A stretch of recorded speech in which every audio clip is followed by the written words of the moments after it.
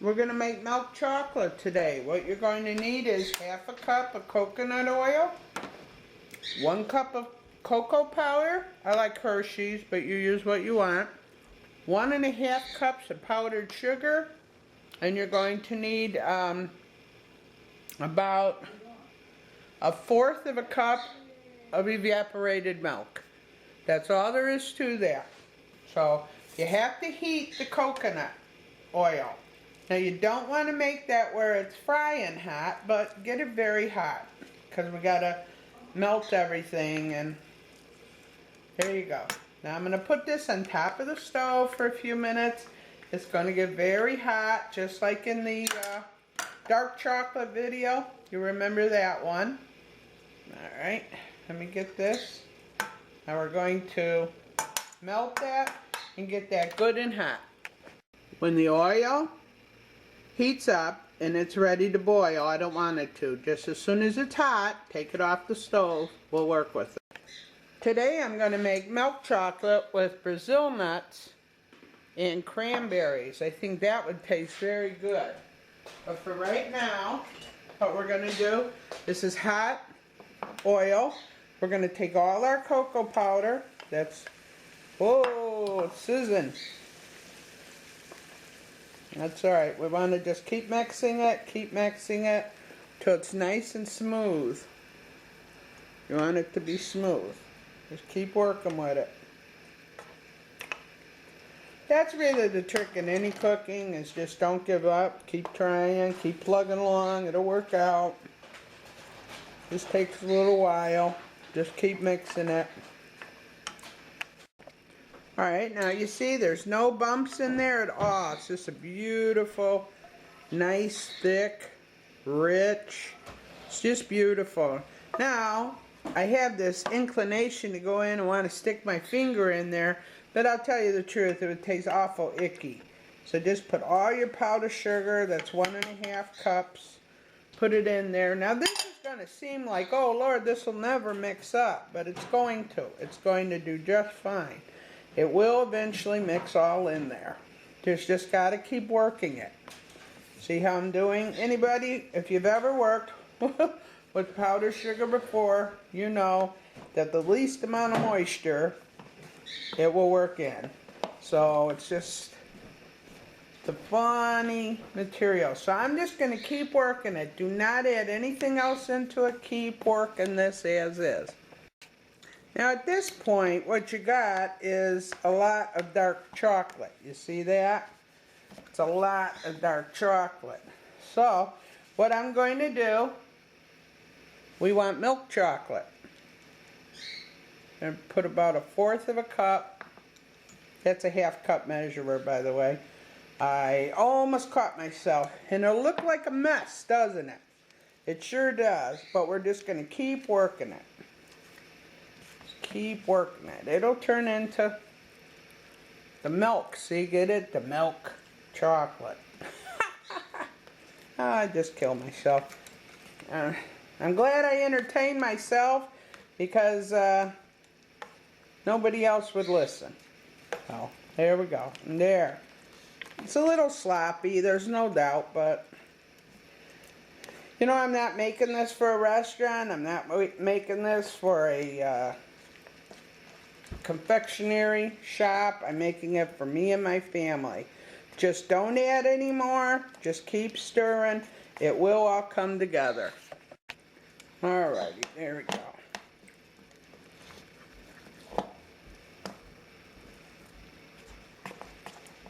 Just keep mixing it. Now this isn't going to be like, you know, milk chocolate candy bars, but it's a lot lighter tasting than it was when it was strictly the dark chocolate. That dark chocolate was pretty heavy dose. And I'm sticking in some cranberries. These are my own dehydrated cranberries. And I'm putting in a bunch of what is these, Ted? Brazil nuts. These are some of Ted's favorite nuts. So I'm making, and then there we go. And we're going to mix it all in. I love the fruit and the nuts. I think Ted and I both liked the candy a long time ago. It was called a Chunky. And years ago, it used to have raisins and cashews in it. Nowadays, it doesn't. Nowadays, I think it's peanuts and raisins, but it's the same principle. And then I'll show you what I'm going to do with this. Alright, it's all mixed up. It's ready to go, ready to put on the sheet. I'm going to use wax paper, and the reason why I use wax paper over parchment paper is it's cheaper. Parchment paper is not cheap, so I prefer just to use it like that. And then what I'll do is just take spoonfuls and I'll go plop. Alright. And you decide how big you want your little candies to be. I like enough for 2-3 bites, you know. These are very, very good, friends. These are very good. In fact, the candies I made yesterday I've already given away. It's just how it is. People watch me make my videos and then they come running over. I can guarantee somebody will be over here today. Of course, it is football day, and I'm making a roast, and I'm making wings, and quite a few dishes here.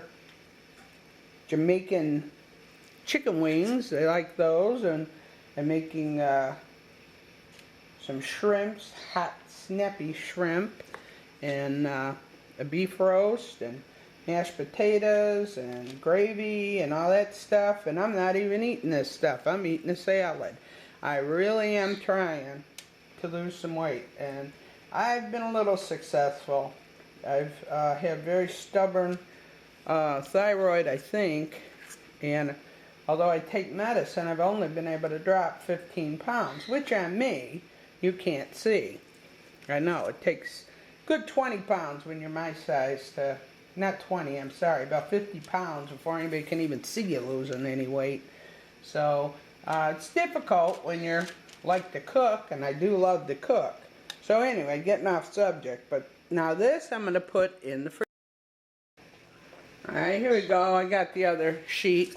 Looks like I'm going to have a couple dozen, maybe a little more than a couple dozen. And the reason why you want to do this, when you're making the chocolates, they look like, I don't know if you could see that, like they're all wet and all that. Well, this will set it. And when your candies come out, they're going to be nice and smooth. It's really funny how this comes out. It'll come out nice and smooth. It'll look shiny. It'll just look like real nice chocolate. So you got to put it in the freezer to set it. That coconut oil that we use, that's what's going to make it firm up. Coconut oil makes it firm up. In soap, coconut oil makes it foam up. That's sort of funny. But these are pretty good. These are going to be a couple good bites to a chocolate. I probably wouldn't want to eat more than one at a time because they are quite heavy. You know, these are not dietetic, folks. These are not. I will repeat that. These are not dietetic. So, I have one big one. But this is something special. And with Valentine's Day coming up, it means a lot to have homemade things. Nowadays, I don't know, you know, I can't afford $32 specialty chocolates, and it's nice that people think their products are worth that much, but in my experience, what tastes good? That's all. My kids, my husband, they want to know what tastes good. They don't care what looks good.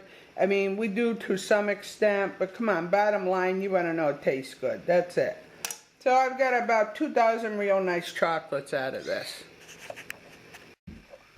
Alright, so we had these set up some. Hey Todd, would you be our taste tester again? Yes, dear. Give that a taste. That's what the... Do you like those as much as you like the dark chocolate? They're both very good. Are they? Okay. There you have it, folks. So what we're going to do, we're going to put about 5 of those. in one of these little bags, and we're gonna fix it up as a gift. So, alright, that's all. You only get one. Now these still look dark, but did they taste lighter than the ones yesterday? Yeah, it tastes more milky. Okay, thanks. So, and there you have it, folks. So, I put 5 in the bag. And I'm just going to put a little tie on them like this. You can put the little steel ties if you want on them, but I don't even bother. I mean, what's the sense?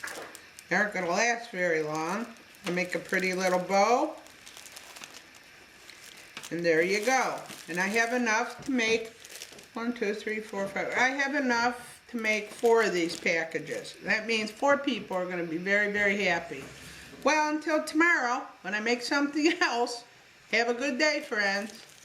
Go Super Bowl!